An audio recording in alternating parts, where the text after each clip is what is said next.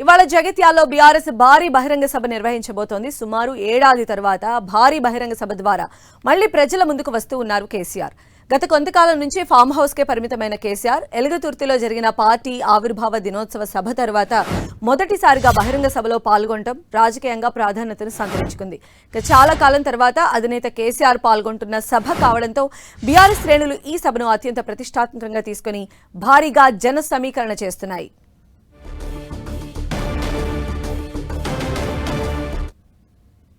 భారీ ఎత్తున బీఆర్ఎస్ సభకైతే ఏర్పాట్లు చేసింది. కరీంనగర్లో ప్రెజెంట్ అప్డేట్స్ అందించడానికి మా ప్రతినిధి సతీష్ మనకు అందుబాటులో ఉన్నారు. సతీష్,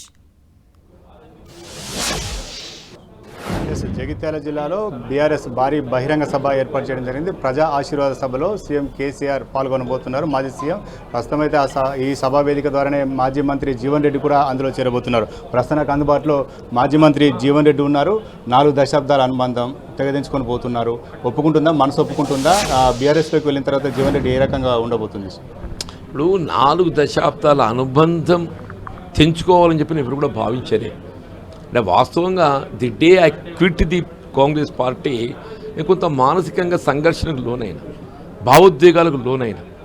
కానీ పరిస్థితి ఏదైతుందో ఒక విధంగా పొమ్మని లేక పొగబెట్టినట్టు 20 మాసాలు ఏదైతుందో మానసిక క్షోభ గురి చేసిండ్రు.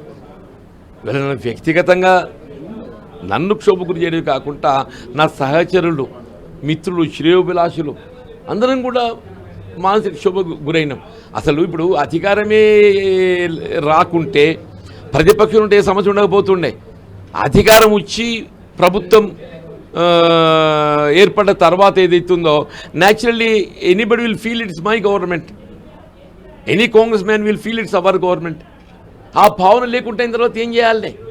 అది వాళ్ళు ఎవడు తినగాడి పళ్ళం ఎత్తుకపోయినట్టు ఏదైతుందో వాడెవడో నిన్నటి దాకా మమ్మల్ని అనేదొక్క ప్రయత్నం చేసినోడు ఇవాళ మళ్ళీ వాడు వచ్చి మా మీద పెత్తనం చేస్తా అని చెప్పంటే సంజయ్ కుమార్ రావడం మీకు పెద్ద అభ్యంతరమా? అది బిగిన్ దట్ అది ఆరంభం. దాంతోనే ఏదైతుందో ఆయన వస్తూ వచ్చిండే ఆయన కలిసి ఉండే ప్రయత్నం చేయడానికి కూడా సిద్ధపడ్డామని చెప్పి అంటున్నా.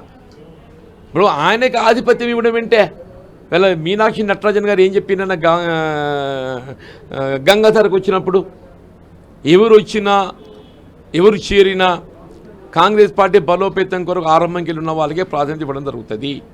అది స్థానిక సంస్థల ఎన్నికలే కానీ, నామినేటెడ్ పదవులే కానీ, ఏ విధమైనటువంటి అంశమే కానివ్వండి, కాంగ్రెస్ పార్టీ బలోపేతం కొరకు ఆరంభంకి ఎవరుండో వాళ్ళకే ప్రాధాన్యత అని చెప్పిండే. కాంగ్రెస్ ఏం తక్కువ చేసింది? జీవన్ రెడ్డికి పదవులు ఇచ్చింది, టికెట్ ఇచ్చింది, పోటీ చేసే అవకాశాలు కల్పించింది. ఏం తక్కువ చేస్తుందని చెప్పి ప్రశ్నలు వ్యక్తం అవుతుంది. ఏంటి ఎక్కువ తక్కువ అంటే ఏంటి ఏంది అంటూ నాకు వాస్తవమే. నా ఏదో చెప్తారు మీరు 14 సార్లు పోటీ చేయడానికి అవకాశం కలిపి నాకు సమర్థత లేకుండా ఇచ్చిందా? నేను 6 సార్లు ఎమ్మెల్యే గెలిచినా, శాసన మండలి గెలిచిన.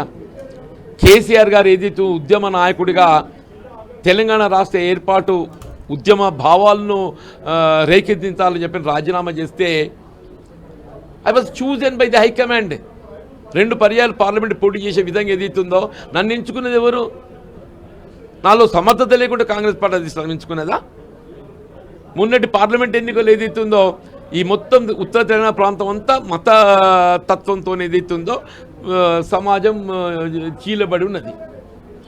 వీళ్ళు బీజేపీని ఎదుర్కోవడానికి కొరకు సమర్థవంతమైన అభ్యర్థి కావాలి కాబట్టి నాకు అవకాశం కల్పించిండ్రు. ఇది మెహర్బానీ కాదు కదనే. అంటే కాంగ్రెస్లో బలమైన అభ్యర్థులు కనిపించలేదా జీవన్ రెడ్డి తప్పించి? మరి వాళ్ళు చెప్పాలి. ఇవాళ ఏదైతుందో రేవంత్ రెడ్డి గారు ప్రాతినిధ్యం వహించేట్టుగా మల్కాజ్గిరి పార్లమెంట్ స్థానంలో 7 అసెంబ్లీ ఓడిపోతే ఆయనను ముఖ్యమంత్రి చేస్తారు.